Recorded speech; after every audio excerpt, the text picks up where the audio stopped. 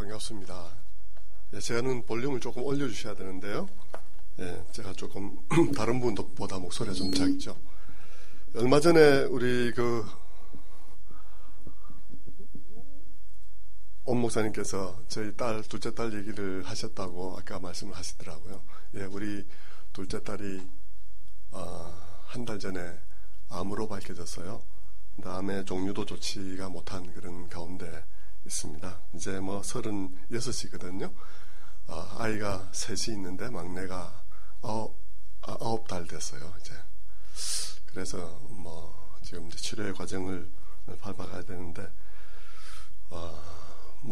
아이 그것 때문에 이제 부모 마음이 이루 말할 수가 없죠.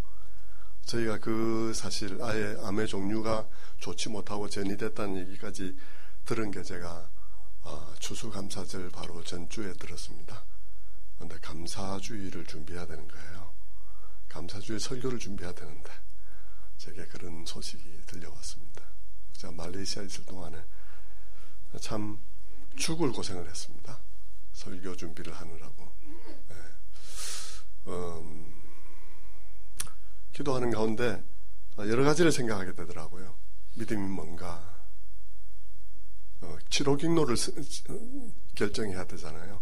치료경로를 결정하고 나면 그 치료를 담당할 분의 말을 들어야 되는데 철저하게 믿어야 되고 따라야 되고 그게 아이의 생명이 좌우된다고 생각을 하고 따라야 되는 것이 믿음이더라고요. 이분의 말에 생명이 왔다 갔다 한다. 그것을 받아들여야 되는 것이 믿음이죠. 저는 이제 우리 아이의 그 아픈 과정을 통해서 기도하면서 하나님 앞에 기도하다 문득 깨달은 것들이 우리 성도들 가운데서 실제로 이런 아픔을 겪은 사람들이 너무 많다는 것입니다. 저는 성도들하고 정말 공감하고 싶었기 때문에 제가 신학대학을 바로 지나가지 않고 일반 대학 가서 직장생활을 일부러 했습니다. 일부러 직장생활을 한 10년을 했어요. 그리고 공감하기 위해서 그렇게 이 자리까지 쭉 해왔는데, 그러나 막상 우리 아이가 그렇게 아프고 또 성도님들이 아플 때 신방하고 위로의 말씀 드리고 기도하고 그렇게 했지만 우리 아이가 아프면서 그것을 보면서 내 말이 와서 닿았겠나, 내가 신방에서 위로하고 얘기하는 것이 와서 닿았겠나, 그런 생각이 들면서 참 많은 반성을 하게 되었습니다. 공감하려고 했음에도 불구하고 반성을 하게 되더라고요. 막상 그렇게 아프니까 이제 죽을 수도 있다는 생각을 하게 되면서, 지금 당장 그런 상황은 아닐 텐데 혹시 잘못되면 그럴 수 있다는 상황을 생각하면서 생각하니까 마음속에 다가오는 슬픔들, 애가 9개월밖에 안 된 상황 속에서 슬픔들, 내려놔야 되는 것들 하나하나. 그런데 저만 그런 것이 아니라, 우리 식구만 그런 것이 아니라 우리 교회 식구들이 다 그랬을 거라고요. 자기들이 아플 때, 누군가 식구 속에 암 있을 때 그런 과정들을 다 겪어야 했는데, 공감한다고 하면서도 실제로는 하나의 사건으로서 암 걸렸단다, 수술 받았단다, 그 하나하나 문득 C.S. 루이스의 책 헤아려 본 슬픔이라는 책이 생각이 났어요. 헤아려 보지 않은 슬픔들이 너무 많다. 한 올 한 올 사람의 슬픔 속에는, 사건 속에는 수많은 슬픔의 한 올 한 올들이 있는데 그 한 올 한 올을 그냥 하나의 사건으로만, 무슨 사건이 일어났대, 그것으로만 우리가 얘기했지, 그 실제 상황 속에서 있는 한 올 한 올의 아픔들을 헤아리지 못한 것이 너무 많구나 하는 생각을 제가 많이 하게 됐습니다.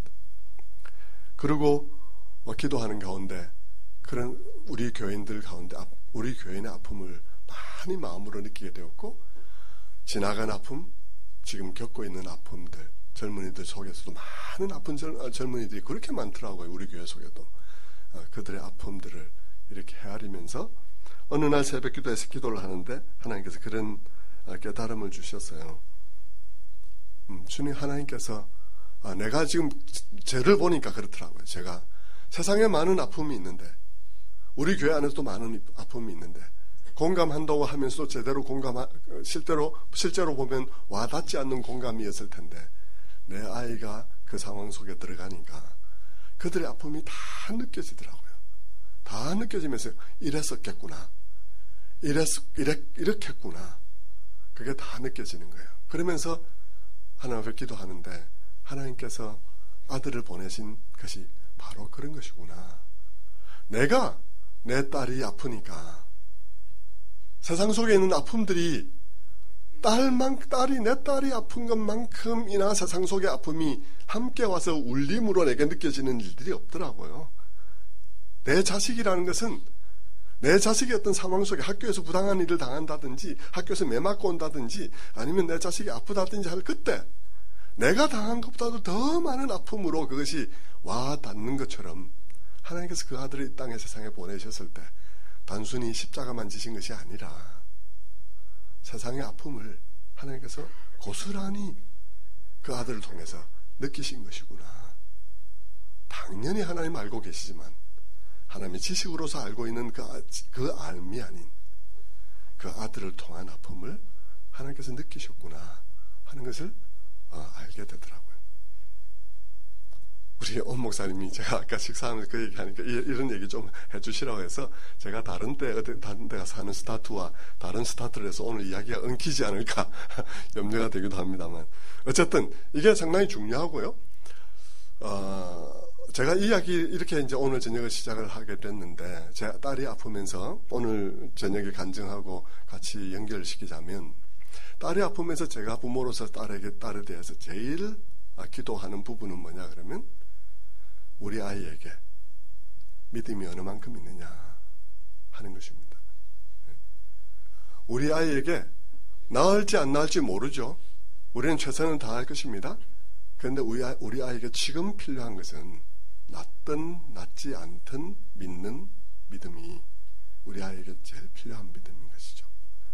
나도 감사할 하나님, 낫지 않아도 여전히 선하신 하나님을 믿을 수 있는 믿음이 우리 아이에게 있는가? 그것이 있어야 통과할 수 있다.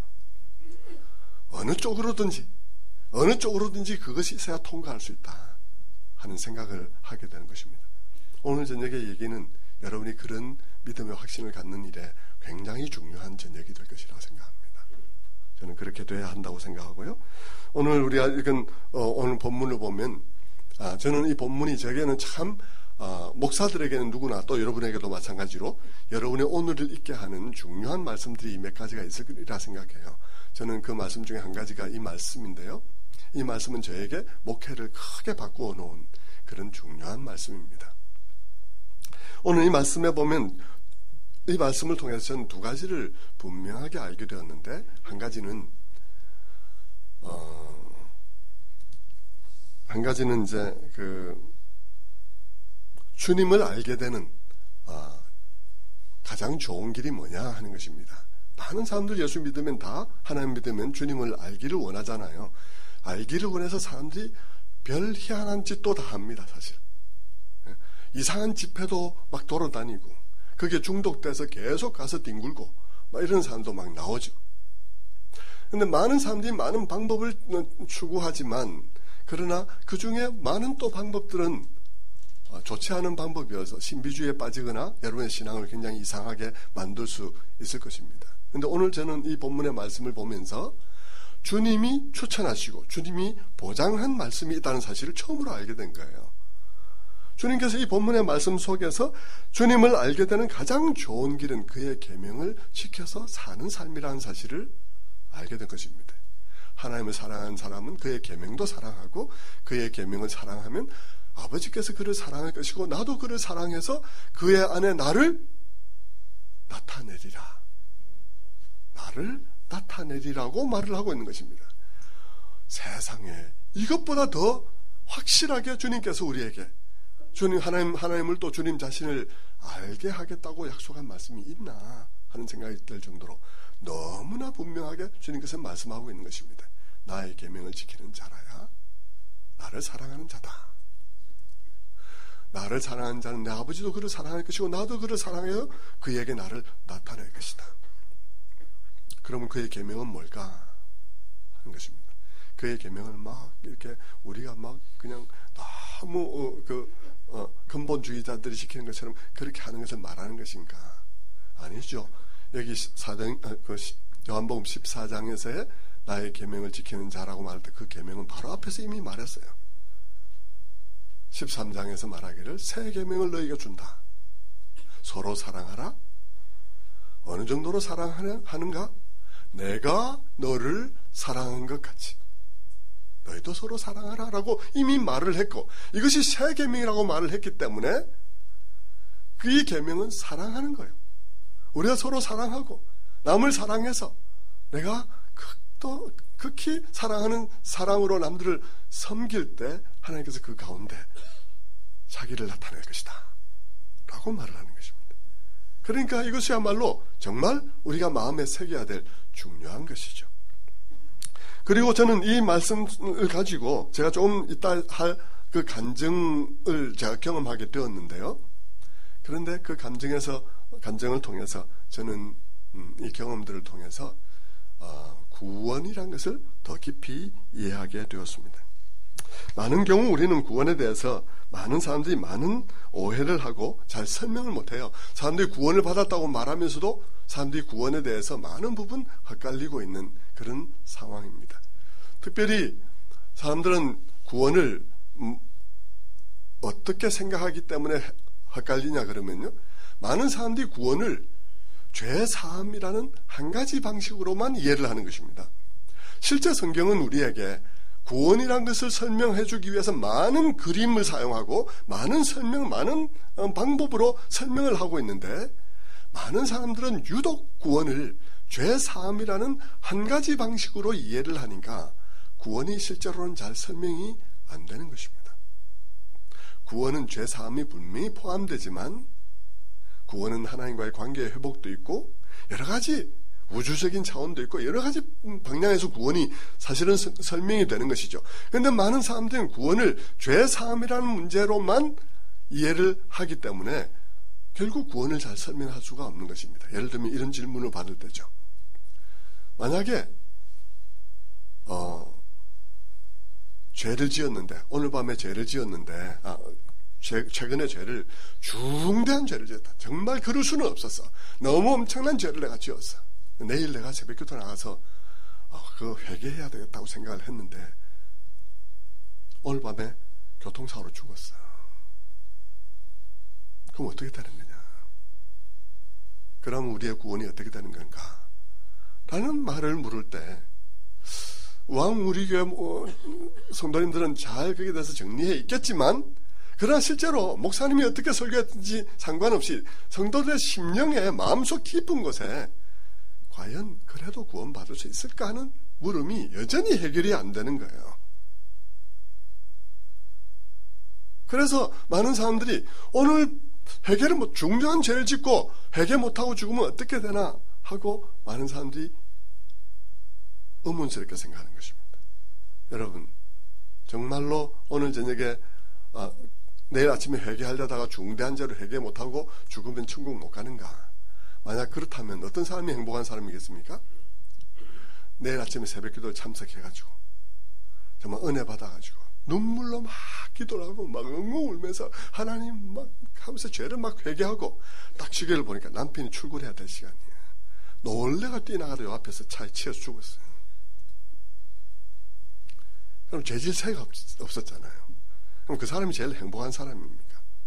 그게 성경에서 가르치는 구원입니까? 그 사람이 행복한 사람입니까? 그렇게도 말할 수 없어요. 왜냐하면 그 사람은 지가 생각나는 죄를 회개했을 뿐이지 우리에게는 지가 모르는 죄, 몰라서 회개 못한 죄도 너무 많으니까 회개를 다 했다고 말할 수가 없는 것이죠. 설명이 잘 안 되는 것입니다.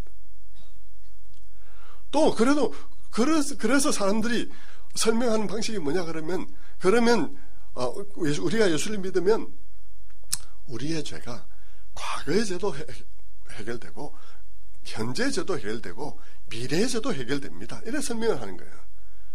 그래서 우리가 아멘 하지만 이해가 됐냐고요. 미래의 죄가 해결됐다는 게 이해가 됐습니까?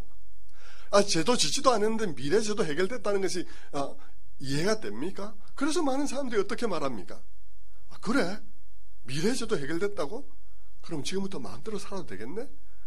뭐 이러면서 이 구원파도 나오고 뭐 별 희한한 게 다 나오는 것이죠. 그게 해결됐나요? 해결이 잘 안 되는 거예요. 그런데 여러분이 지금부터 들을 간증을 들으면 여러분 이 문제가 잘 해결이 될 거예요. 그리고 여러분의 마음속에 우리가 어떤 구원을 받았고 하나님 안에서 어떻게 견고한 위치를 가지고 있는지를 분명히 이해하게 되는 것이죠. 그러면 우리 인생에 여러 일들이 닥치겠죠. 제 딸 같은 일도 닥치고 다 닥치겠죠. 피해갈 수는 없습니다. 내게는 그런 일 없으리라고 말할 수 없어요. 누구에게 어떤 일이 닥칠지 모르죠. 그렇지만 적어도 우리가 고통이 고통스럽지 않다는 것이 아니고 고난이 고난이 아니란 말이 아니라 고난과 고통을 이겨나갈 힘이 우리에게 있다는 것입니다. 그것을 가지고 돌파할 힘이 있다는 것이죠.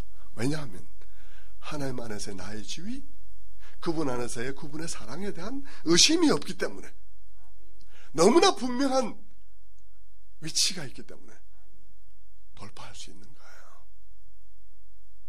근데 많은 사람들은 그렇지가 못해요. 현재의 죄, 과거의 죄, 미래의 죄. 근데 내가 이해 안 됐어. 이해 안 됐는데 이해 안 된 걸 가지고 너무나 처절한 현실, 매일매일 피부에 그렇게 절절하게 느껴지는 그 고통을 이해 안 된 진리를 가지고 통과할 수 있겠습니까? 통과할 수 없습니다. 그래서 이 밤이 여러분에게 정말 중요한 밤이 되기를 바랍니다. 저는 오늘 얘기를 드리고자 하는 것은 우리 막내딸에 관한 이야기입니다. 아까 목사님께서 말씀하셨는데요. 막내딸에 관한 이야기죠. 저는 사실 저희 집사람하고 결혼을 하면서 제게는 딸이 3명이 있습니다. 첫째 딸이 37이고요.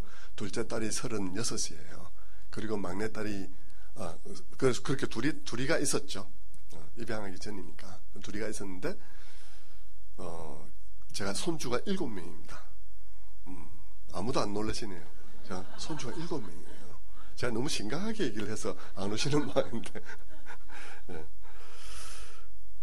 그래서 저는 이제 우리 집사람하고 결혼을 하면서 결혼하자마자 아기가 생겼고 딸이었고, 둘째가 또 그 다음에 바로 이어서 생겼는데 또 딸이었어요. 그래서 저는 완전히 박수를 치면서 잘 됐다고 목회를 하려고 마음 먹고 있었는데, 둘 다 딸이니까 50쯤 되면 다 시집가게 생겼으니까 50 좀 넘으면 이제 소신껏 목회를 해야 되겠다, 그렇게 생각하면서 쾌재를 불렀습니다.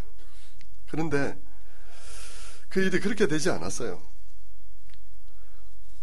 어느 날 제가 이제 입양을 하게 된 것입니다. 그 입양도 그냥 제가 어떻게 하게 됐냐 그러면, 보통 뭐 입양 한 번 정도 생각하죠. 뭐 좋은 일 하는 사람들 보면, TV에서 보면 우리도 하고 싶은 생각이 있고 뭐, 그런데 늘 우리는 하고 싶은 생각을 가졌다가 그냥 안 하는 거죠. 그런 생각만 가지고 안 하는 거죠. 근데 어느 날 제 이제 마음속에 그런 생각을 품고 있다가 TV를 보는데 입양에 관한 이야기가 나오고 있었어요. 부부가 TV를 잘 안 보는데 그날은 TV를 그냥 보다가 입양 그 일에 너무 감동을 받고 이 땅에 버려진 아이들에 관한 얘기를 들으면서 마음에 감동이 되었어요. 그래서 이제 두 부부가 보다가 눈물을 흘렸어요. 그러면서 서로 얼굴을 보고는 우리 입양을 할까?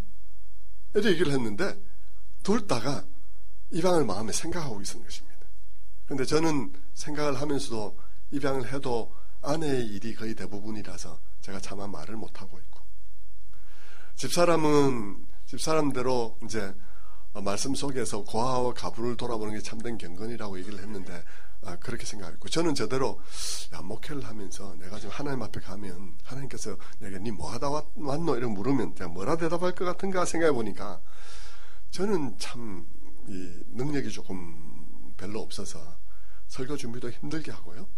그러다 보니까 설교 준비에 시간이 많이 들고 하다 보니까 제 하는 일이 설교 준비하고 설교하고 설교 준비하고 설교하고 맨날 그러고 있더라고요. 그래서 제가 하나님 앞에 가서 제가 하는 말이, 저 설교 준비하고요, 설교하고 그러다 왔습니다. 이렇게 말을 할 것 같은 거예요.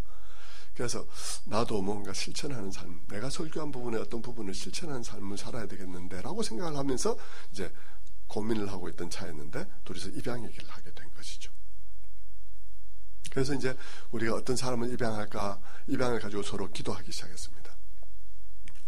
입양을 가지고 서로 기도하기 시작했는데, 기도하다 보면 여러 가지 이제 고민들이 이제 나오게 되겠죠. 생각을 하게 되겠죠. 이제 그런데 그 누구를 입양할까 하고 이제 대상을, 뭐 세상의 아기들도 여러 상황에 처해 있는 아기들이 있으니까 그걸 가지고 기도하던 중에 어느 날 TV를 또 그날도 보게 됐는데, TV에서 이 땅의 혼혈아에 관한 이야기가 나오더라고요.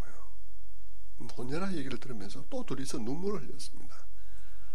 참, 저도 해외 생활을 한 4년 했거든요. 저는 주재원 생활을 했습니다. 종합상서 주재원 생활을 했는데 4년을 하고 해외에서 이렇게 한국 사람들 보면서 저는 한국 사람이 참 못됐다고 생각이 들었어요. 참 우리나라 사람들이 이 후진국 사람들에 대해서 굉장히 멸시적으로 대하거든요. 그게 이제 저는 참 마음 아팠는데, 이 혼혈아에 관한 TV 방송을 보는 중에 무엇을 보게 됐냐 그러면, 이 땅의 아이들이 얼마나 그 힘든 그런 상황인지,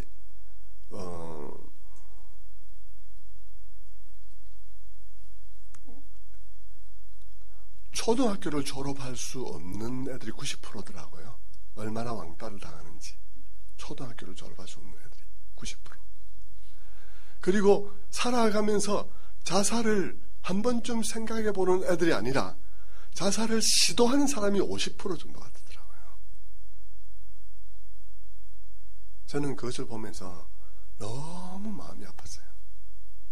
사실 우리는 그 TV를 보기 전에 우리는 많은 얘기를 주고받았습니다. 입양에 관한 얘기를 많이 주고받았죠. 왜냐하면 과연 우리가 입양할 수 있을까? 잘 해낼 수 있을까? 우리 가정은 굉장히 행복한 가정입니다. 지금도 참 저희 보면 교인들이 저희 가정처럼 행복하지 못해서 저는 너무 마음이 아파요. 근데 우리는 보면 항상 너무 다른 가정보다 우리 가정이 행복한 가정이구나. 그러면서 우리는 늘 생각하기를, 하나님께서 성도님들 잘 돌보라고 우리 가정에는 그냥 행복하게 그렇게 해주신 모양이다. 이렇게 이제 우리 나름대로 해석을 하면서 그냥 그렇게 넘어가고 있었는데, 혹시 우리의 가정의 행복이 입양으로 인해서 깨지지는 않을까. 그것 때문에 이제 염려하면서 걱정을 했는데, 하면서 기도를 하다 보니까 입양을 해야 될 이유가 너무 많더라고요. 첫째는 우리가 행복한 가정이, 가정을 경험해 볼 수 없는 아이에게 이 가정을 경험하게 해준다면 얼마나 그 아이에게 행복한 일이 될까. 우리 가정이 누군가에게 이 가정의 행복을 맛보라고 존재하는 것은 아닐까라고 생각해보기도 하고, 우리가 목회를 하면서 건강한 가정이 얼마나 그 사람의 평생에 영향을 미치는지를 우리만큼 잘 아는 사람이 없는데, 목회를 하면서 성도들의 깊은 이야기들을, 스토리를 들어보다 보면 그게 얼마나 중요한지를 우리만큼 잘 아는 사람이 없는데, 우리가 입양을 해야지 누가 입양을 해야 되겠나, 이런 생각도 하기도 하고, 또 이제 이런 생각도 했어요. 야, 세상의 모든 일들은 평생 어떤 일을 하다 보면 나중에는 하던 일을 더 잘하게 되고 더 잘하게 돼서 나중에는 그것을 가지고 자기 사업을 만들기도 하고 이렇게 가는데, 아이를 기르는 문제를 가만히 보니까 우리가 두 아이를 기르는 동안에 너무 많이 실수를 하고 아이들에게 못할 짓을 하고 그랬다는 생각이 너무 많이 들더라고요. 후회되고, 그때 내가 너무 자격증 없는 아빠였다는 생각도 들기도 하고, 그런데 이제는 아이들 다 길러서 이만큼 크고 나서 보니까 그래, 안 해도 될 것들이 너무 많았다는 것도 알게 되고, 이제 아이를 기르면 이제는 잘 기를 것 같은데 기를 아이가 없는 거예요. 우리 아이 기르는 것만큼은 그렇더라고요. 이게 길러봤으면 또 다른 애를 더 잘 길러야 될까, 기를 수 있지 않습니까? 그런데 이 아이 기르는 일들을 사람들이 아이는 이렇게 기르는 거야 하는 걸 딱 깨닫고 난 다음에는 아이를 안 기르는 거예요. 그래서 이건 모순이다. 우리가 아이를 그러니까 한번 길러서 잘 길러보자. 뭐 그렇게 마음 먹기도 하고 그랬습니다. 그러면서 이제 입양이란 문제가 저희들에게 점점 현실적인 문제로 다가오기 시작했고 두려움도 우리에게 다가오기 시작했어요. 정말 잘할 수 있을까? 엄마 노릇 잘할 수 있을까? 아빠 노릇 잘할 수 있을까? 그러면서 기도하던 중에 우리 부부가 의논해서 내린 결론은 뭐냐 그러면 잘 못할 거다. 틀림없이 잘 못할 거다. 잘할 거라고 생각하지 말자. 그런데 한 가지 중요한 것은 뭐냐 그러면 그 아이에게는 시설에서 잘하는 것보다 100배 나을 거다. 우리가 잘 못할 것이지만 그 아이에게는 시설에서 잘하는 것보다 100배 더 나을 것이니까 그러니까 입양을 하는 것이 옳은 거야. 그렇게 생각을 하게 된 거죠. 두 번째로는 아이가 나중에 방황하면 어떡할까? 방황해서 막 많은 문제를 일으키면 우리 너무 불행하지 않을까? 다 그런 고민을 하겠죠. 말년에 우리 삶이 엉망진창 되는 것은 아닐까? 그 문제를 두고 또 기도를 했습니다. 기도하는 가운데 저희 부부가 내린 결론은 그것이에요. 문제를 일으키지 않을까가 아니라 틀림없이 문제를 일으킬 거다. 틀림없이 문제를 일으킬 거다. 어찌 문제를 일으키지 않겠는가? 엄마 뱃속에서부터 엄마가 막 눈물을 많이 흘렸을 거고 또 낳자마자 버림받았을 것이고 그런데 어떻게 문제를 일으키지 않을 수가 있겠나? 문제를 일으키면 어떡할까 생각하지 말고 틀림없이 문제를 일으킬 거다라고 생각을 하자. 그러나 여기서 우리가 생각해야 할 중요한 것은 입양은 나를 위한 것이 아니라 그 아이를 위한 것이고 그 아이의 운명을 바꾸어 주는 것이다 라고 저희들이 결론을 딱 내렸습니다.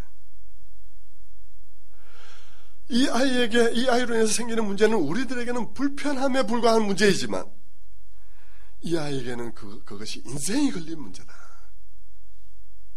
그렇게 본다면 우리 자신을 위한 어떤 염려도 그 아이의 운명이 바뀌어야 되는 것보다 더 중요한 것은 아니다 하는 생각을 결론을 내렸습니다. 그러면서 우리는 서로 격려를 했죠. 우리가 하나님을 바라봐야 돼. 우리가 이런저런 염려 많이 들지만 하나님을 바라보면 하나님께서 이 일을 통해서 기적을 일으킬 수도 있을 거야. 그 아이를 정말 하나님께서 잘 길러주셔서 기적을 일으킬 수도 있을 거야. 그렇게 서로 격려를 했습니다. 그때쯤 저희들의 마음은 입양으로 전율을 하고 있었어요. 흥분되는 게 뭐냐 그러면 입양이 얼마나 위대한 일인가를 점점 저희들이 기도할수록 깨닫게 되는 것입니다. 정말 놀라운 것은 정말 우리가 그때 전율했던 것은 우리가 결심하기만 하면 한 사람의 운명을 바꿀 수 있는 능력이 우리 손에 이미 주어져 있더라는 것입니다. 결심만 하면 여러분 운명이라는 것이 얼마나 대단한 것입니까? 사람들은 운명 앞에서 절절매고 이것은 운명이니까 어쩔 수 없어 이렇게 얘기를 하는데 그 운명을 바꾸는 일이 우리가 결심만 하면 우리 손 안에 한 사람의 운명을 바꿔줄 수 있는 능력이 이미 우리에게 주어져 있더라고요. 그걸 생각하니까 막 흥분이 되는 거예요. 정말 대단하다. 이 손에 한 사람의 운명을 바꿀 수 있는 능력이 주어져 있다니 정말 대단하구나. 그런 생각이 들었습니다. 그러면서 우리는 어떤 아이를 입양할까 하고 고민하다가 TV를 보면서 이 혼혈아에 관한 것을 보게 되었죠. 아이들이 그렇게 초등학교를 졸업하지 못하는 율이 90%라는 거예요. 여러분, 우리와 같은 학력사회에서 혼혈아들이 초등학교를 졸업 못하면 어떻게 살아가는 것입니까? 그것을 조명해 주는데요. 혼혈인들이 너무너무 어렵게 살아가고 취직도 안 되고요.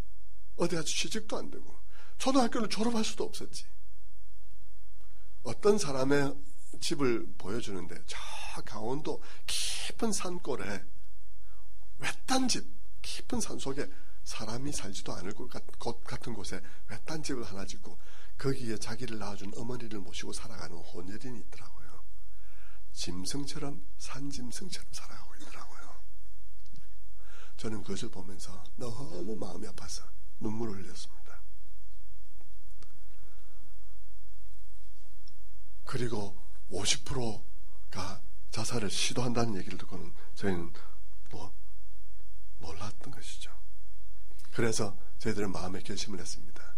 기왕 우리의 가정을 내어주고 기왕 우리의 남은 인생을 누군가를 위해서 헌신한다면 혼혈아에게 부모가 되어주자. 그렇게 마음의 결심을 하게 되었습니다. 그리고 혼혈아 입양하기로 하고 입양기관에 문의를 하기 시작했어요. 근데 혼혈아들은 태어나면 대부분을 해외로 입양을 시키더라고요. 근데 다는 입양이 되는 것은 아니니까 누군가는 이 땅에서 살아가야 되는 것이죠. 그때 어느 기관에서 혼혈아 한 명이 있다고 얘기를 하더라고요. 그래서 저희는 보지도 안 하고 그 아이로 결정을 했습니다. 그래 하나님 앞에 그 아이로 입양하기로 하나님 앞에 기도를 드렸습니다. 그렇게 결심을 하고 나니까 얼마나 마음이 급한지요. 이상할 때요. 그 참 아무 상관이 없었던 애인데 그 아이를 입양하기로 마음의 결심을 한 순간 내 아이가 시설에 있다는 상황이 받아들여지지가 않는 거예요. 내 아이가 지금 시설에 있다는 사실이 너무 마음에 급하고 너무 그게 받아들여지지 않는 거예요. 그래서 기관에다 빨리빨리 수속을 좀 해달라 그래도 이게 최소한 3개월이 걸리는 거예요. 이게 무슨 상품이 아니기 때문에 금방 넘겨줄 수도 없고 이게 절차가 복잡하더라고요. 3개월이 걸린다는 거예요. 그런데 그 3개월이 저희는 견딜 수가 없이 힘든 거예요. 마음의 기도를 하는데 그 아이가 이제 3개월 동안 그 아이를 위해서 기도하게 된 것이죠. 특별한 조건을 가지고 있는 아이이기 때문에 기도를 안 할 수가 없죠. 기도를 하는데 마치 참 이상하게 빈폴 선전할 때 보면 자전거 타고 가다 씩 날아서 이겨서 탁 이렇게 붙는 선전 있잖아요. 마치 아이가 그렇게 내 가슴에 딱 들어온 것 같은 느낌이 들어요. 그러면서 그 3개월이 그렇게 힘들고 막 너무 견딜 수 없는 그런 가운데서 아이를 위해서 기도하기 시작한 것입니다. 아이가 특수한 상황에 혼혈하니까 혼혈아가 겪는 상황들이 우리가 TV로 본다고 여러분 아시잖아요. 얼마 전에도 혼혈아가 옥상에서 동급생한테 두들겨 맞아오고 결국 뛰어내려서 자살한 그 사건 아시잖아요. 그게 지금 상황이고 지금 많이 좋아진 게 그렇습니다. 우리 아이만 하더라도요. 사실은 학교 다니는 동안 지금 대안학교를 다니는데 학교 다니는 동안에 뭐 쇠고기 파동 이런 거 나오면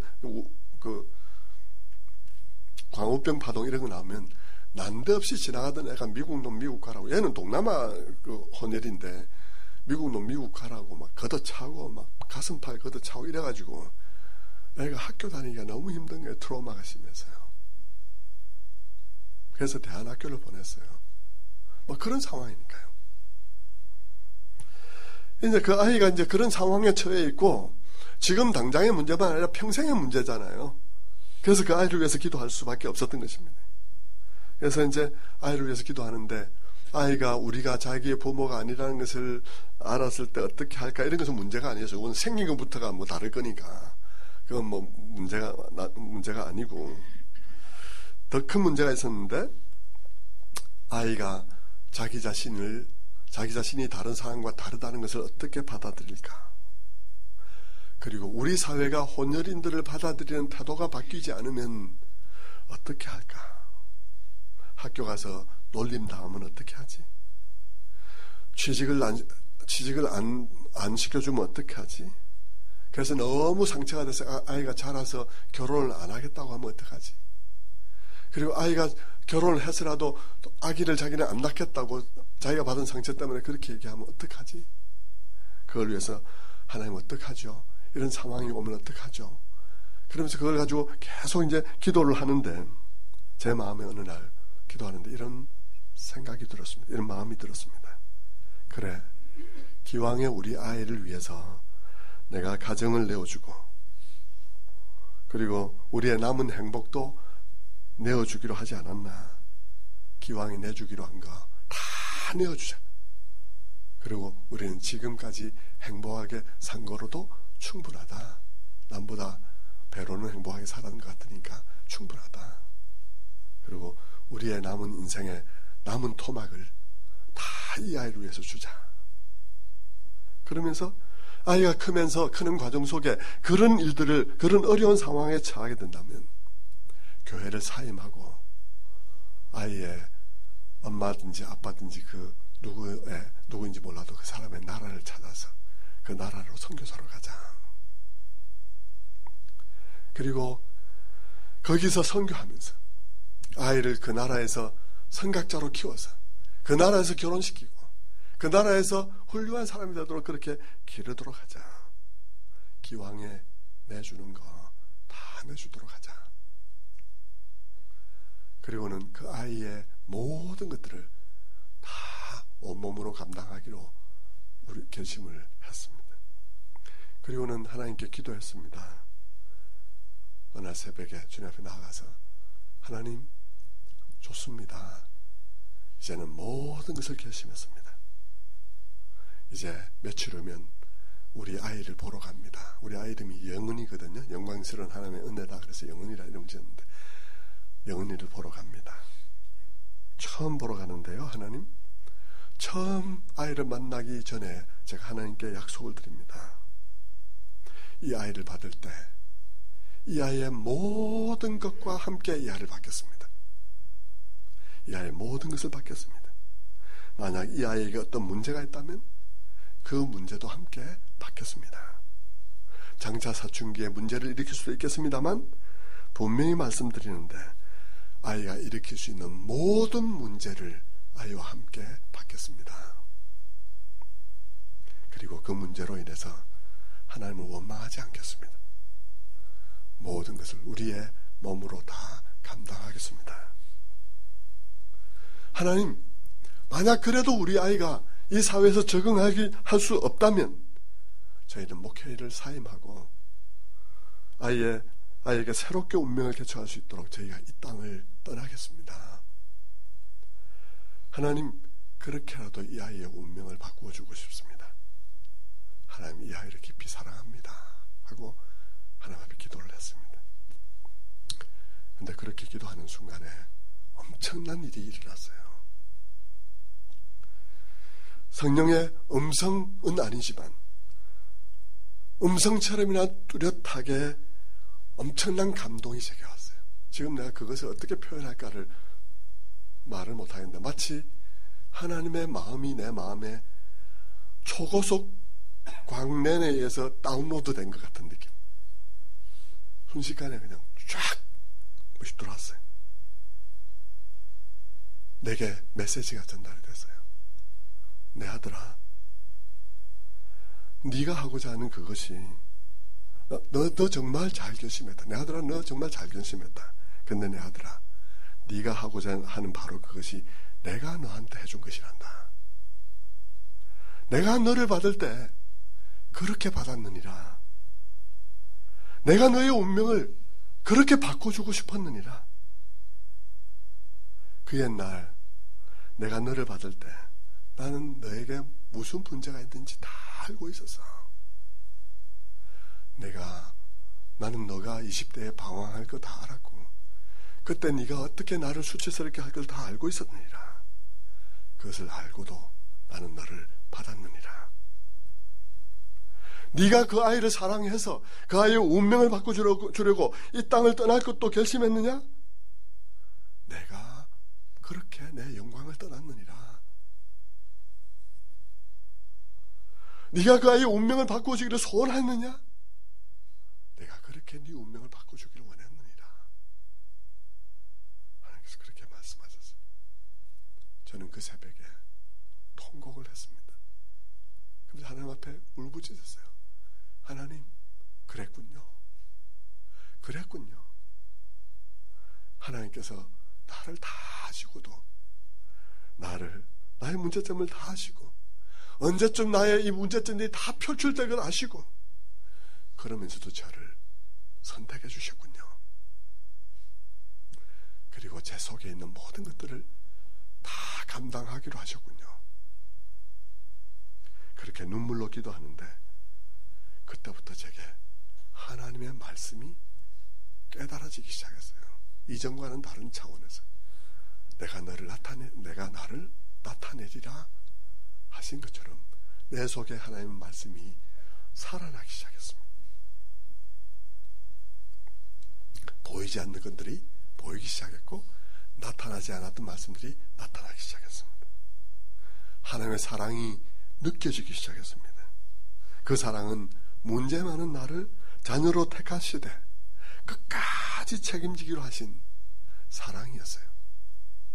요한복음 13장에 주님께서 제자들을 사랑하시되 끝까지 사랑하시더라 한 말씀이 무슨 뜻인지를 알 수 있을 것 같았어요.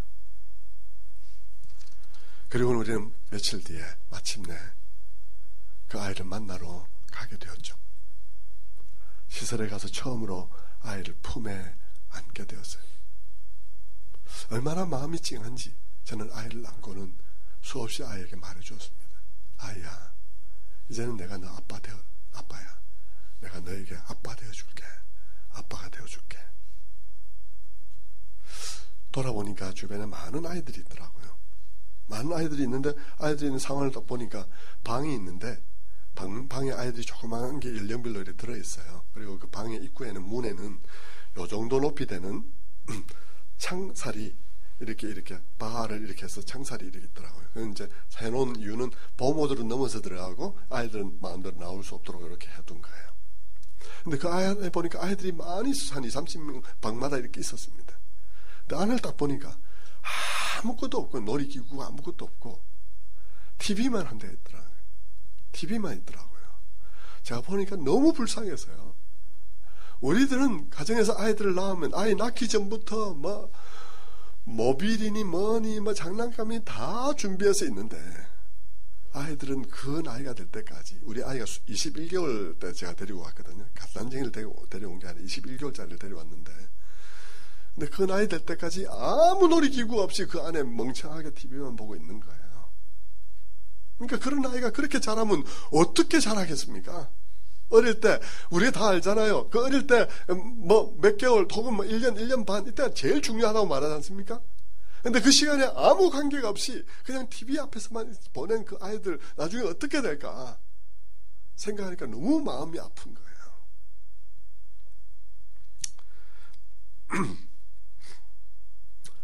아이를 안고 그 시설을 나오는데 너무 마음이 아팠어요. 할 수만 있다면 쟤들 다 어디 입양됐으면 좋겠다는 생각을 했습니다. 그럴 때 제 마음속에 전율이 왔습니다. 아, 운명이 이렇게 바뀌는 거구나. 이렇게 갈리는 거구나. 쟤들과 얘의 운명이 이렇게 갈리는 거구나. 이 아이는 선택되었는데 제 아이들은 어떻게 될 것인가? 제 아이들은 언제 가정을 경험해 볼 수 있을 것인가 하는 생각이 들었습니다. 이렇게 중요한 시기에 가정이라는 어떤 환경이 아닌 공백 상태에서 쟤들이 저렇게 살면 어떻게 될 것인가? 한 사람의 운명이 이렇게 바뀌는 것이구나. 그러면서 갑자기 우리 자신이 생각이 났어요. 우리의 운명도 그렇게 바뀌는 것이구나. 우리가 이 아이를 찾아서 여기 찾아온 것처럼 우리 주님께서 우리 각자에게 찾아오시지 않았다면 내 운명은 어떻게 되었을까?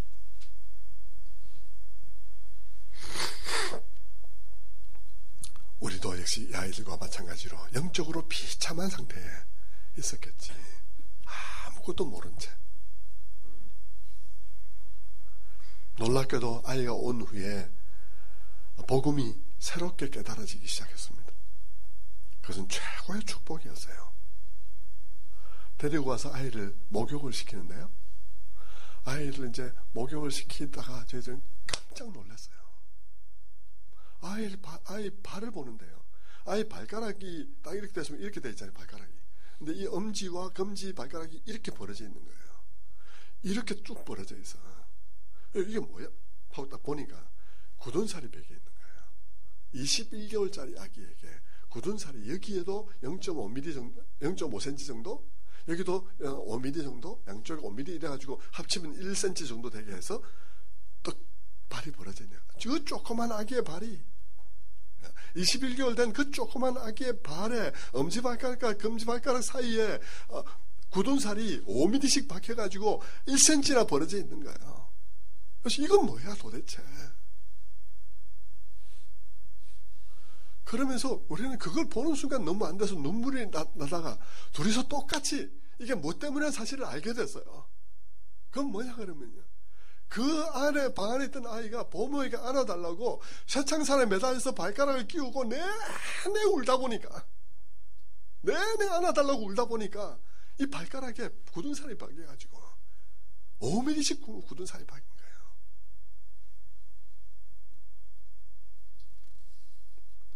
목소리는 갈라져서요. 완전히 허스키한 목소리가 됐어요. 안아달라고 울다가.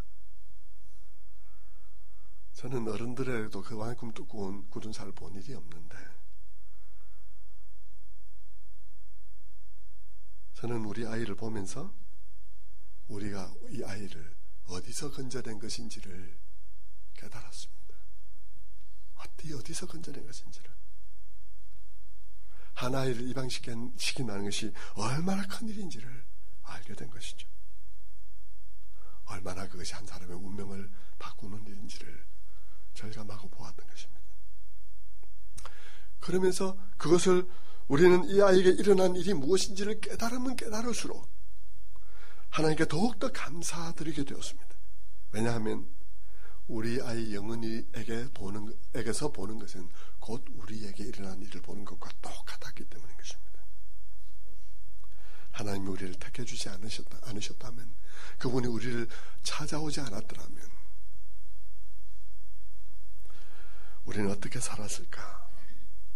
영은이의 모습은 우리 자신의 모습이었습니다. 깨달음은 그 후에도 계속되었어요. 교회를 가게 된 첫 주일이었습니다. 첫 주일에 교회를 이제 아기를 데리고 갔죠. 갔더니 아이 세상 나들이 하는 게 얼마나 큰 특권인가. 애가 병원 가는 거 외에는 밖에 나가본 일이 없으니까요. 아이를 안고 교회를 가게 됐는데 얼마나 큰 복인지. 교회 가니까 놀라운 복이 기다리고 있었습니다.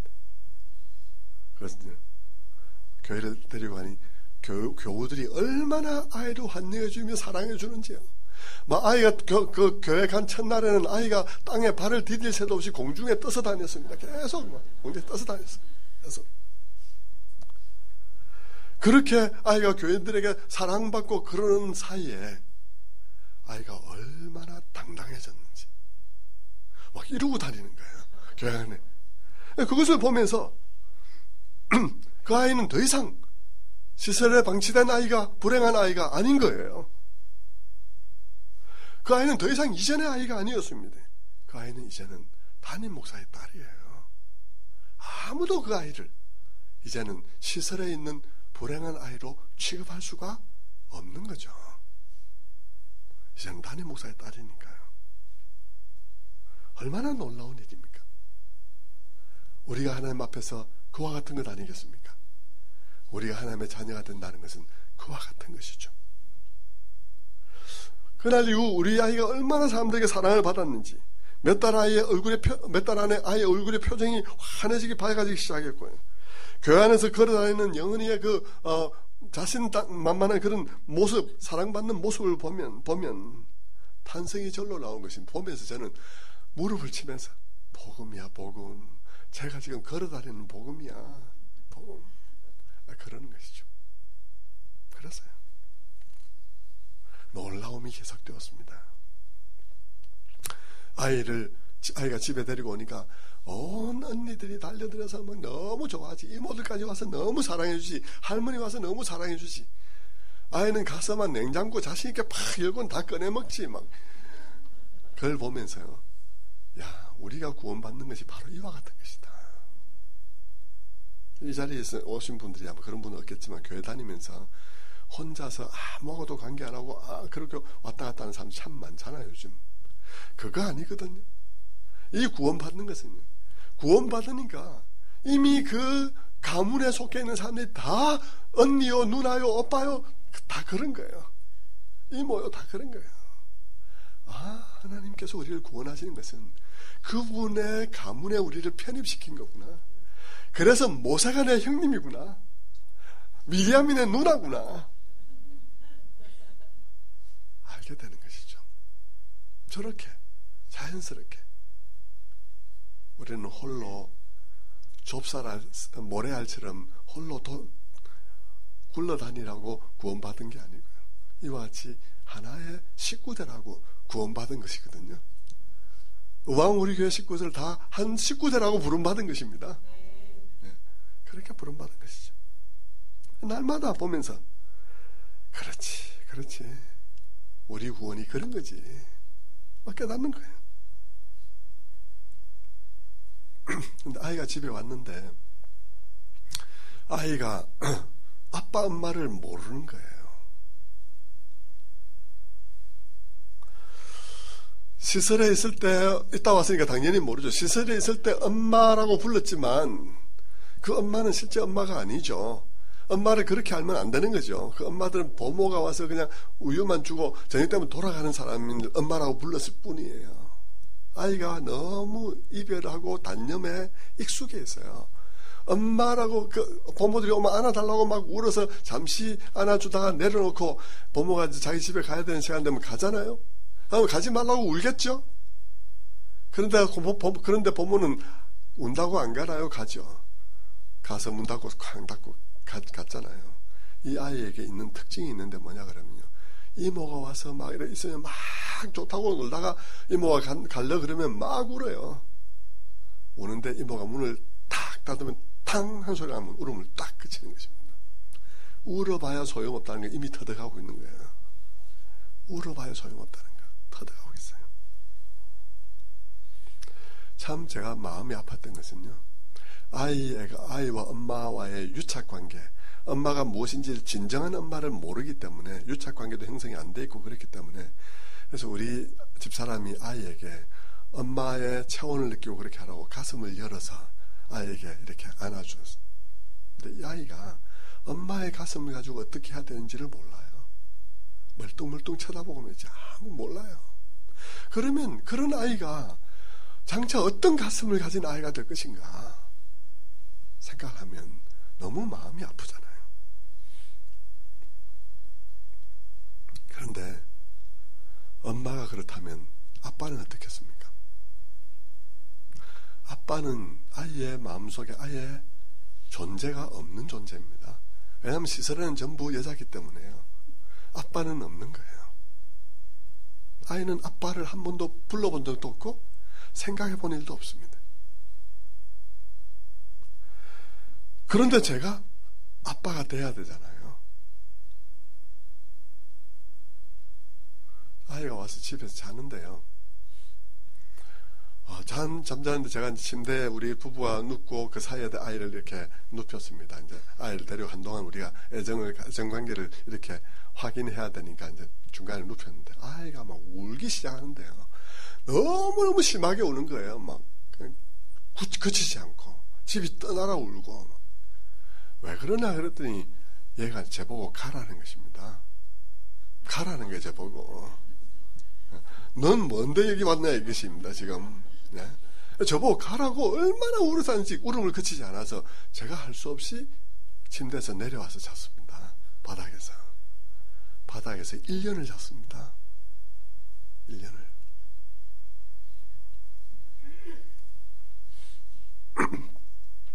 그 아이가 엄마 아빠를 제대로 알고 아빠를 아빠라 부르는데 얼마나 많은 시간이 걸리는지, 또 그 아빠를 신뢰하고 따르는 데는 얼마나 많은 시간이 걸리는지 정말 어려웠어요. 얼마나 오랜 동안 기다려야 하는지. 아이는 아빠만 보면 화가 나는 거예요. 이 사람이 왜 있는지를 모르니까 화가 나는 거예요. 그런데 저는 이 아이를 보고 화를 낼 수가 없어요. 아무 섭섭할 때도 있죠. 어떤 때는 너무 심하게 그래서 짜증이 날 때도 있죠. 그렇지만 절대 짜증을 내면 안 되잖아요. 아무리 그래도. 왜냐하면 그렇게 하는 순간 애가 요만큼 가까이 해도 저만큼 멀어질까봐 싶어서 제가 화를 내지 않고 언제나 걔를 보고는 영은아 하고 억지로 땡겨서 웃어야 되는 거예요. 걔를 보고 웃는 표정으로 사랑을 표현하며 한없이 아이를 바라봐야 되는 것입니다. 그러기를 너무 오랫동안 했어요.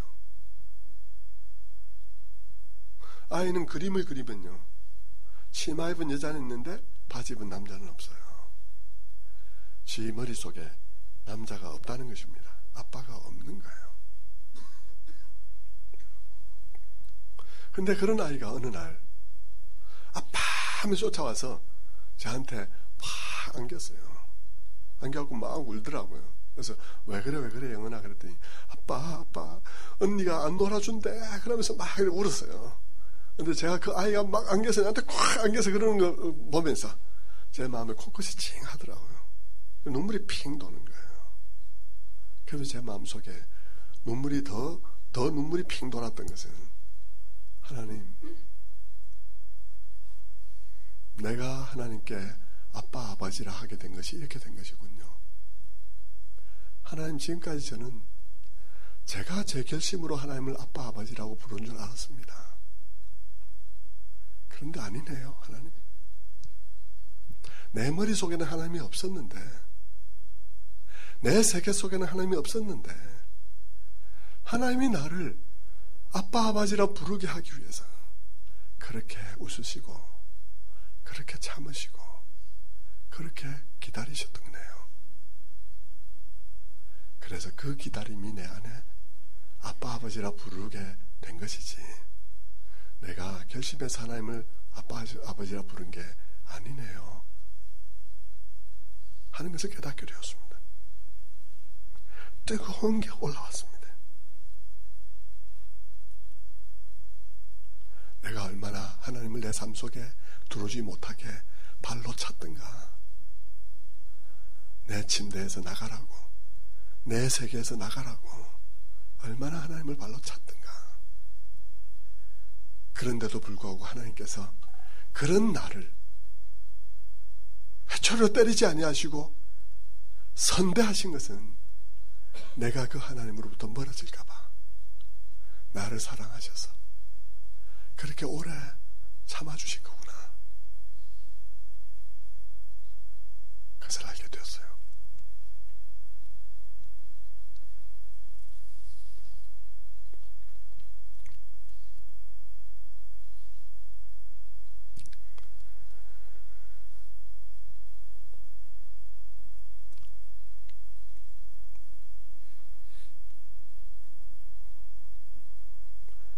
마치 제가 영은이를 보면서 한없이 웃으면서 그 아이가 나를 아빠라고 부르지만 그 아빠라고 부르는 그 말 자체가 빈깡통과 같이 아무 내용이 담겨 있지 않은 호칭에 불과한 것이었던 그것의 속에 관계가 담기고 깨달음이 담기고 하도록 제가 오래 기다려야 했던 것처럼 하나님께서도 제가 그냥 교회 나와서 하나님 아버지, 남들이 아버지라 하니까 아버지라고 불렀는데 그 아버지란 말 속에 내용이 담기지 않은 수많은 세월 동안에 내용 담아주시느라고 그렇게 오래 기다리신 것이구나 알게 되었습니다.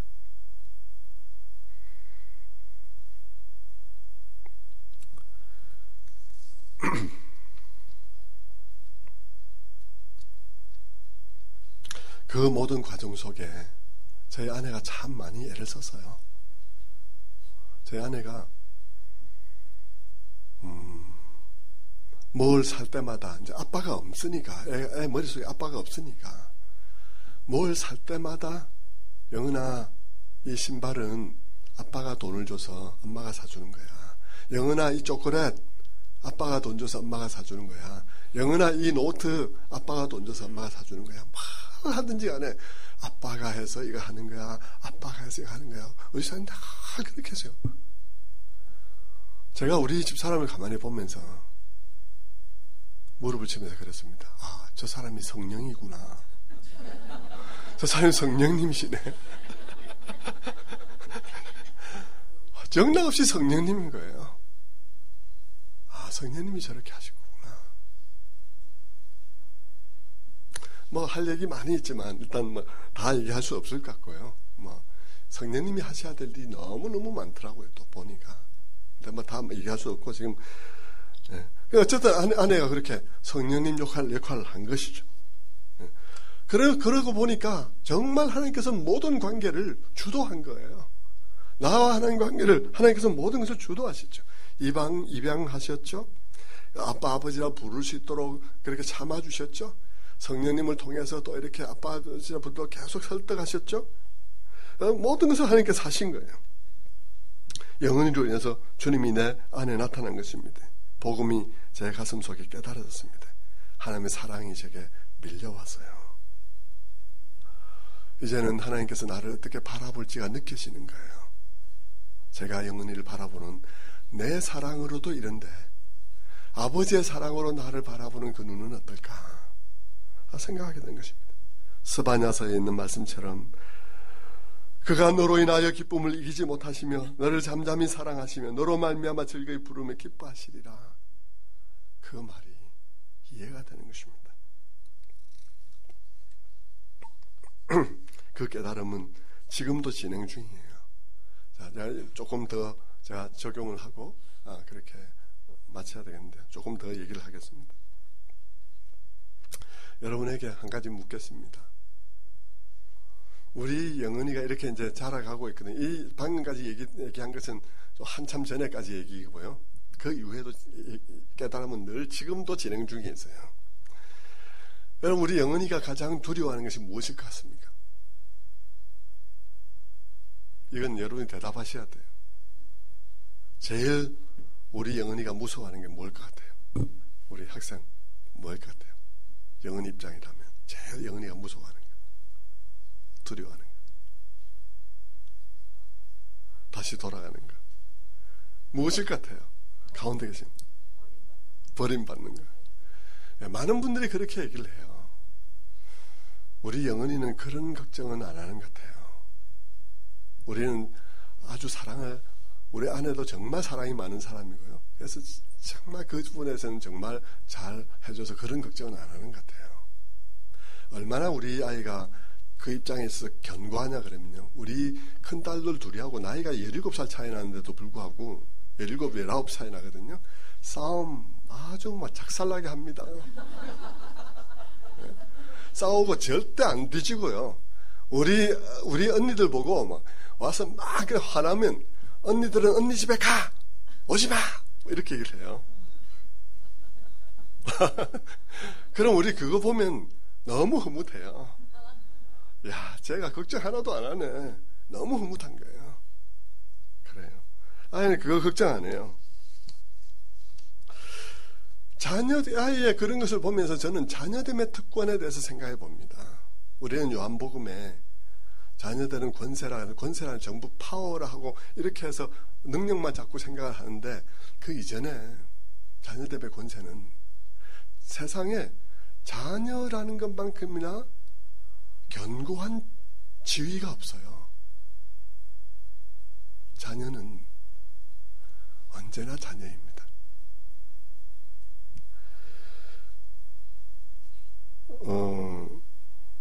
우리가 잘못할 때가 많이 있고 그럴 때 우리는 하나님 앞에 나오기가 상당히 부끄럽고 그렇죠. 힘들죠. 그럴 때라도 문득 깨닫는 것은 저는 아침마다 주일날에 강단에 올라와서 하나님 앞에 기도할 때 제가 하나님 앞에 자주 드리는 감사는 하나님, 내가 자녀라서 너무 감사합니다.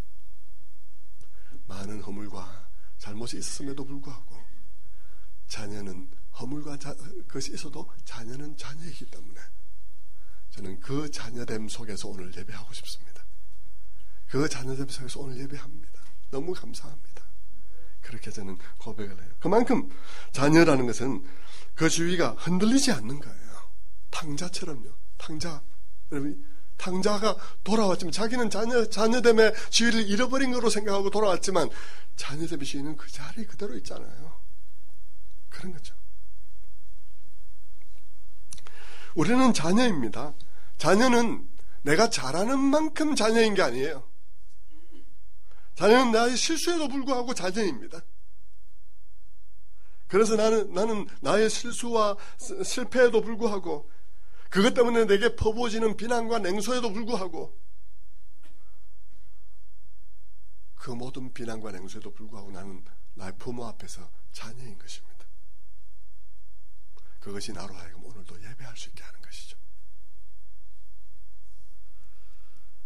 우리도 우리 자녀들의, 우리 영은이에게 혹시라도 얘가 자녀됨에 대해서 너무 짜부라들게 생각할까봐, 너무 위축되게 생각하지 않도록 막 신경을 쓰거든요.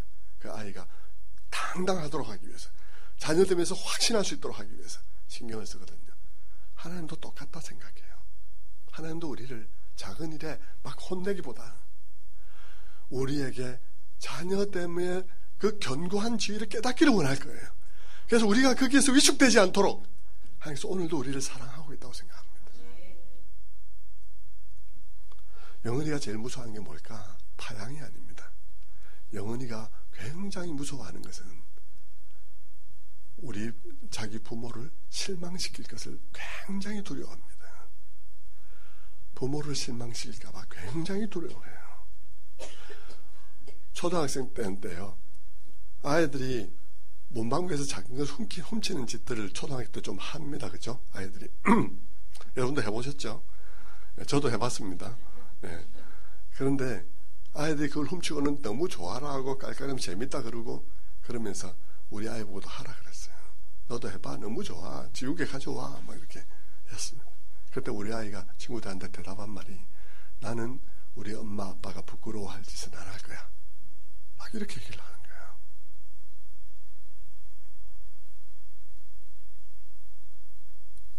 여러분, 이게 우리가 하나님 앞에서 살아가는 윤리적인 동기예요. 파양될까봐가 아니고요, 매맞을까봐가 아니라, 내가 이런 은혜 받았으니까 내 하나님을 부끄럽게 하지 않을 거야 라는 게 우리의 윤리적인 동기가 되는 거죠. 그렇지만 아이가 그렇게 내 엄마 아빠를 부끄럽게 하는 일은 안 할 거야 라고 하지만, 이 아이가 잘못하는 일이 있겠습니까? 없겠습니까? 당연히 있죠. 실망시키지 않고 싶은 건 지 마음이고 실제로는 실망시키는 일들을 하죠. 안 하겠습니까? 하죠. 그래서 때로는 엄마가 때리지는 않지만 또 회초리를 들고 이렇게 위협하는 경우가 있겠죠. 그때 영은이가 어떻게 하는지 아십니까? 영은이가 엄마의 팔을 붙잡고는 엄마 하면서 막 울면서, 엄마 조금만 기다려주세요. 엄마 제가 아직 어리잖아요. 엄마 내가 엄마의 마음을 상하게 하고 싶지는 않은데 제가 아직 어려서 그래요. 그래요. 그러면서 제가 엄마 마음을 슬프게 하면 제가 사람이 아니죠. 엄마가 내 운명을 바꾸어 놓았잖아요. 이래 얘기를 합니다.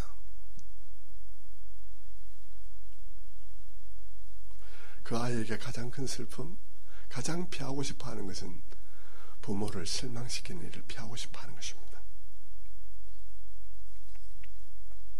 그러나 그럼에도 불구하고 잘못하는 일이 있죠. 사도 바울이 뭐라 그랬습니까? 사도 바울이 내가 행하는 것을 내가 알지 못하노니 곧 내가 원하는 것은 행하지 아니하고 도리어 미워하는 것을 행함이라. 만일 내가 원하지 않는 것을 행하면 이를 행하는 자는 내가 아니요 내 속에 거하는 죄니라. 나는 결코 그것을 하고 싶지 않았었다 라고 말을 하고 있는 것 같은 것입니다. 여러분, 우리 아이의 마음속에 부모를 실망시키는 것이 어느 만큼 큰 아픔일 것 같습니까? 때로는 아이가 속을 너무 많이 썩여가지고 집사람이 눈물을 흘릴 때가 있습니다. 집사람이 막 아이한테 막 야단치다가 눈물을 흘리고 막 그러면 아이가 너무 당황해하면서 엄마에게 그렇게 말합니다. 엄마 울지 마세요. 엄마가 울면 제 마음은 무너지려고 그래요.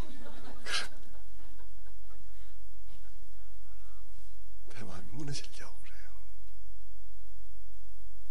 얼마나 그 아이의 그런 모습을 보면 얼마나 마음이 좋은지 몰라요. 그것이 우리가 성화를 이루고 가는 다이나믹인 것입니다. 우리 속에서 그런 다이나믹이 우리를 성화의 길로 이끌어가는 것이죠. 그게 구원받은 마음이에요.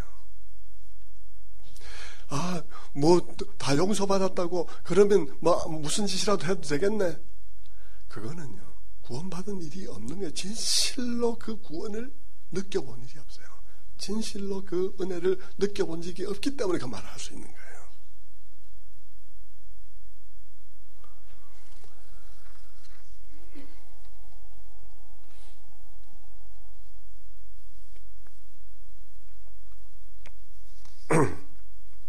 우리 아까 미래의 죄 얘기를 했습니다. 구원을 얻으면 과거의 죄 용서받고 현재의 죄 용서받고 미래의 죄도 용서받았다. 죄사함으로만 얘기를 하니까 그 말이 잘 이해가 안 되죠. 그런데 여러분, 그 말은 결국 무슨 말이었나 그러면 이런 말이에요. 우리가 구원받았다는 것은 마치 영은이가 입양된 것 같은데, 입양될 때 어떻게 입양됐나요? 제가 하나님 앞에 기도드렸죠. 하나님, 제가 영은이를 받아들이면서 아이의 모든 것을 함께 받아들이겠습니다. 아이가 가지고 있는 모든 문제점, 앞으로 일어날 모든 가능성들 다 받아들이겠습니다. 그랬습니다. 그것은 아이에게 있었던 과거뿐만 아니라 과거에 아이에게 있었던 현재뿐만 아니라 그 아이에게 담겨있는 포텐셜, 앞으로 일어날 수 있는 일들, 그것을 다 받아들인 것이죠. 그래서 그 말은 결국 이 아이를 인격적으로 이 아이를 받아들인 것입니다. 우리가 하나님 앞에서 과거, 현재, 미래의 죄를 모든 것을 용서받았단 말은 짓지도 않은 죄를 용서받았다 이런 단순히 그런 뜻이 아니라 여러분 자신이 여러분 자신으로서 그대로 있는 그대로 여러분의 모든 포텐셜 그대로 여러분 자신이 받아들이셨다는 것입니다. 그런 뜻인 것이죠. 아이가 그 대안학교가 1년 동안 인도에 가서 이동 수업을 했어요. 학년 전체가 가서 이동 수업을 했어요. 그래서 아이에게 편지가 왔어요. 인도에 있는 동안에. 편지가 왔는데 하나님 그 편지 속에서 엄마 아빠 너무 감사하다고, 엄마 아빠 만난 거 너무 행운이라고 생각해요. 이러면서 엄마 아빠에 대한 감사를 막 써서 보냈더라고요. 근데 그 편지의 제일 끝에 뭐라 써놨나 그러면 엄마 아빠 너무 감사해요. 다음에 크면 이 은혜 다 갚을게요. 이래서 난 거예요. 그래서 저는 다 기쁘게 읽다가 마지막 말에 딱 걸렸습니다. 다음에 이 은혜 갚을게요. 꼭 이 은혜 다 갚을게요. 갚는다. 우리가 지금 애한테 갚으라고 일을 했나? 이런 생각이 드는 거죠. 우리는 아이가 행복하기를 원했어요. 그리고 이것이 하나님의 은혜를 받은 사람으로서 마땅히 해야 할 일이라고 생각했고, 우리들에게는 해야 할 일이라고 생각했고, 아이가 갚아야 할 일이라고 생각을 하지 않았습니다. 어떻게 갚겠습니까? 그래서 아이에게 답장을 쓰면서 아이에게 우리가 바라는 바를 정리를 한번 해봤습니다. 정리를 해봤더니 이런 이야기가 됐어요. 영은아, 우리는 너가 행복했으면 좋겠어. 그리고 네가 출생의 아픔과 상처들을 잘 극복했으면 좋겠어. 그리고 네 삶이 건강하고 보람된 것이었으면 좋겠다. 그리고 네가 아픔이 있었던 만큼 아픔을 극복하고 다른 사람의 아픔을 치유하는 그런 아이가 되었으면 좋겠어. 그리고 네 언니들하고 잘 지내는 그런 사랑하며 사는 아이가 되었으면 좋겠어. 엄마 아빠에게 그것을 갚으려 하기보다는 그렇게 되었으면 좋겠어 라고 정리를 했습니다. 정리를 하고 보니까 하나님이 우리에게 원하는 것과 똑같은 거예요. 하나님이 우리가 행복하기를 원하는 거예요. 우리 삶이 회복되기를 원하는 거예요. 우리의 모든 죄의 상처로부터 회복되기를 원하는 거예요. 그리고 그것을 회복해서 다른 사람에게 선을 베푸는 자들이 되기를 원하는 거예요. 그리고 하나님의 자녀들끼리 화목하게 살기를 원하는 거예요. 그게 하나님이 원하시는 거더라고요. 결코 하나님이 원하시는 뜻은 어려운 게 아니더라고요. 우리가 하나님의 뜻이 어디 있냐고 막 물을 때 많은 경우 하나님께서 우리에게 원하시는 뜻은 너무 명백하게 다 나타나 있는데 나는 또 내가 원하는 무엇인가를 하기 위해서 또 내가 원하는 무엇인가를 하나님께 마지못해 응이라는 대답을 듣고 싶어서 물을 때들이 많지 않을까 생각을 하게 되었습니다.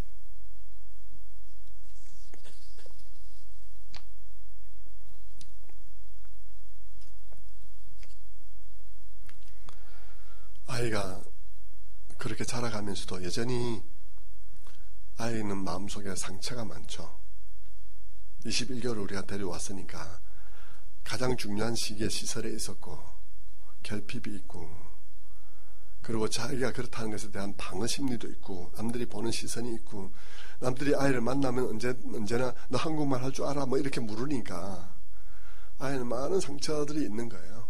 그러니까 학창 시절에 생활하면서 아이가 아이들 사이에서 어려움을 겪고, 때로는 막 이렇게 갈등 심하게 하고, 아이가 좀 심하게 방어적으로 이렇게 하기도 하고, 이렇게 하는 경우들이 학창 시절에 늘 있었는데, 그러다 보니까 이제 저희 집 사람이, 부모가 이제 학교에 불려가는 거예요. 학교가 금산에 있기 때문에 불려가면 금산까지 가야 돼요. 그래 이제 몇 차례 불려갔습니다. 학교에서는 우리 아이를 정말 담임선생님은 정말 잘 이해하고, 그런데도 불구하고 학부형들이 막 항의를 하니까 막 전화 와가지고 막 굉장히 심하게 욕하는 사람도 있고, 막 아이 똑바로 길러라 막 이러면서 야단하는 사람도 있고 그래요. 네. 아이들의 일인데, 우리는 뭐 애들 다 길러서 다 그러면서 잘한다 이렇게 생각하는데, 고만한 때 기르는 학부모들은 또 여유가 없잖아요. 그게 처음이니까. 막 나이가 들은 사람 보고도 막 이렇게 막 심하게 얘기를 해요. 그래서 저희 집 사람이 학교를 가서 선생님을 만났습니다. 그리고 선생님께 학부형들의 얘기를 다 듣고 난 다음에 저희 집 사람이 선생님께 얘기를 했습니다. 선생님, 저를 욕하세요. 저를 욕하세요. 저는 영은이의 이런 때를 위해서 입양했습니다. 영은이의 이런 때에 함께하기 위해서 입양했으니까 선생님 이해하시고 우리를 욕하세요. 그렇게 얘기를 했어요.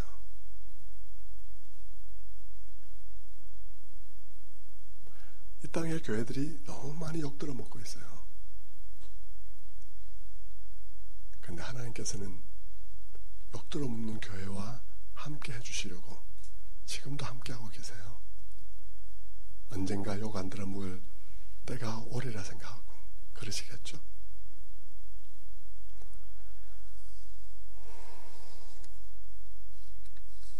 네, 뭐 그런 정도 하면 제가 말씀드릴까 많이 말씀을 드렸다고 생각이 듭니다. 어쨌든 그렇게 제가 이 입양을 통해서 많은 깨달음을 얻고 나서 보니까 정말 하나님의 은혜가 이런 것이구나 하는 것을 깨달아진 거예요. 그런데 하나님은 참 구약의 또 선지자 말씀을 전할 때 그 메시지를 그 삶을 통해서 만들어내기 위해서 호세아에게 뭐 바람난 아내를 데려오라든지 이런 상황 속에 집어넣잖아요. 저도 하나님께서 그런 상황 속에서 이것을 깨닫게 하시고 난 다음에 제가 현재 있는 교회로 하나님께서 저를 보내셨어요. 합동의 방식으로 제가 그 교회를 가게 되었습니다. 제가 총병을 받았는데 제가 못 간다 그러니까 교인들이 있고 제가 두고 못 간다 그러니까 같이 오라. 제가 개척한 지 얼마 안 됐을 때 그래가지고 그래서 그 교회를 갔는데 그 교회를 가서 보니까요 상황이 굉장히 문제가 많은 교회거든요. 굉장히 문제가 많은 교회였어요. 근데 제가 그 교회를 갔는데 합동하니까 생긴 상황이 너무 힘든 상황이에요. 왜냐하면 합동하자마자 일어나는 일이 뭐냐 그러면 상상을 안 해봤는데 가자마자 일어나는 일이 뭐냐 그러면 한쪽을 자르는 거였어요. 한 주도 지나지 않고 설교 끝나자 바로 당회를 해서 다음 주를 위해서 정리를 해야 돼. 조직을 정리를 해야 되는 거예요. 성가대장 한 사람 자르고 지휘자 한 사람 자르고 교육부장, 유치부장 한 사람 자르고 두 교회가 합쳤으니까 초등부장 한 사람 자르고 중등부장 자르고 다 잘라야 되는 거예요. 자르고 난 다음에 그 다음 목회를 해야 되니까 상황이 어떻겠습니까? 너무너무 힘들 수밖에 없는 그런 상황이죠. 저는 상상은 안 하고 못하고 갔습니다. 경험이 없어가지고. 그런데 결과적으로는 아무 문제가 없었어요. 성도님들 정말 잘 받아들여줬고요. 그런데 그 상황 속에 제가 딱 가서 이거는 사람이 할 수 있는 상황이 아니구나. 이래놓고 어떻게 목회를 하냐. 사람이 할 수 없는 상황이구나 하고 엎드려서 기도하는데 하나님께서 저를 준비시켰다는 생각이 들더라고요. 과정을 거쳤다는 생각이 들더라고요. 왜냐하면 바로 그 상황이 낳은 자식과 데려온 자식의 상황인 거예요. 교인들의 상황이 낳은 자식과 데려온 자식의 상황이에요. 그래서 영혼이를 기르면서 지금까지 속끓이면서 감당해왔던 그 모든 것들이 생각이 나면서 목회 상황에 적용을 하기 시작한 것입니다. 그러니까 교회가 아무 문제 없이, 지금까지 아무 문제 없이 다 이제는 뭐 하나인 것처럼 된 지가 오래됐습니다. 어쨌든 아무튼 하나님께서 이 입양의 과정을 통해서 저희들에게 얼마나 이 자녀됨의 지위가 견고한 것인지를 깨닫게 해주시고, 복음이란 것이 얼마나 위대한 것인지, 하나님 안에서 우리의 주인은 얼마나 안정된 것인지, 그리고 우리가 하나님을 어떻게 아빠 아버지라 부르게 되었는지를 다 우리에게 알게 해주셨죠. 여러분들도 이 복음을 여러분의 마음속에 새롭게 깨닫고 성경을 보시는 가운데 더욱더 여러분의 이 확신들이 굳건해지고 감사가 깊어지는 여러분들 다 되시기를 바랍니다. 네. 기도하겠습니다. 하나님 아버지 감사합니다. 오늘도 이 저녁에 우왕우리교회 와서 주님께서 저희 가정을 통해서 복음에 대해서 깊이 깨달을 수 있게 하셨던 것을 함께 나누게 해주셔서 감사합니다. 오늘 이 저녁 시간에 나눈 모든 것들이 성도들의 가슴 속에 깊이 새겨지게 하시고, 주님께서 우리에게 어떻게 흔들릴 수 없는 지위를 주셨는지, 그것이 어떻게 하나님에 의해서 주도권을 잡고 진행되었는 것인지를 깨닫고 감사를 드려도 깊은 감사를 드릴 수 있도록 주님 함께하여 주옵소서. 감사드리고 예수 그리스도를 받들어 기도드리옵나이다. 아멘.